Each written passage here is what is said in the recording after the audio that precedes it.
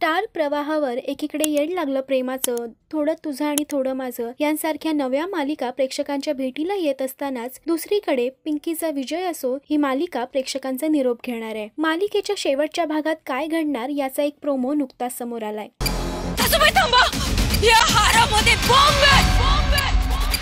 सासूबाई, मी सुद्धा तुझ्या बरोबर मरायला तयार आहे। आम्ही पण। मागवा तुम्ही सगळे, जवळ येऊ नका, एका खटक्यात उडवून सगळ्याला।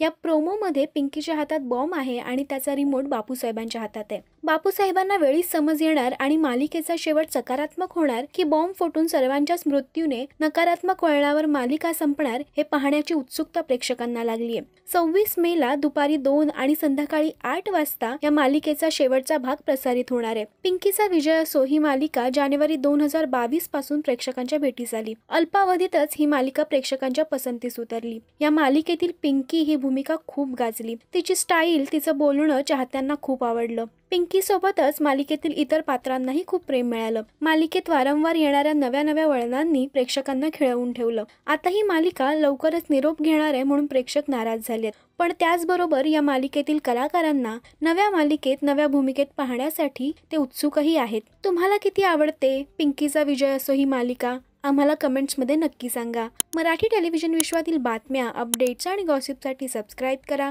राष्ट्रीय मराठी शोबज।